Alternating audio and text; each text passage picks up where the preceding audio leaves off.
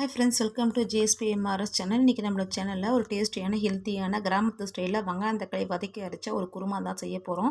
இட்லி, தோசை, பூரி, சப்பாத்தி, இடியாப்பம் சூப்பராக தொட்டு சாப்பிட்றதுக்கு சைட் டிஷ்ஷு. வாங்க எப்படி சொல்லணுத்தை பார்க்கலாம். ஒரு கடலை 2 ஸ்பூன் கடலை விட்டுட்டு பழுத்த பெரிய தக்காளி 2, ஒரு பெரிய வெங்காயம் 4 பல்லு பூண்டு, ஒரு கொத்து கறிவேப்பிலை நல்லா சிம்மில் வச்சுட்டு காரச்சட்டு மாதிரி வதக்கிக்கலாம்.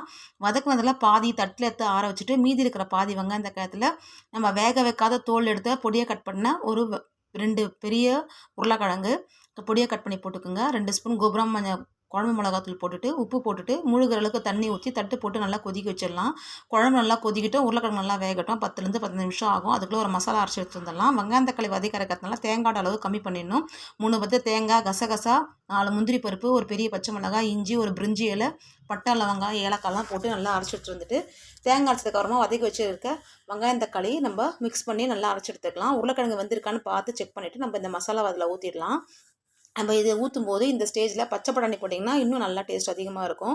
வெங்காயம் தக்காளி அரைச்சி ஊற்றுறதுனால திக்னஸ் நல்லா வரும், டேஸ்ட் நல்லா வரும். குழம்போட அளவும் பார்த்திங்கன்னா அதிகமாகும். நம்ம தண்ணி நல்லா தாராளமாக வைக்கலாம். நார்மலாக குருமா வைக்கிறோன்னா தேங்காயும் கரம் மசாலாவும் அதிகம் போட்டுருவோம்.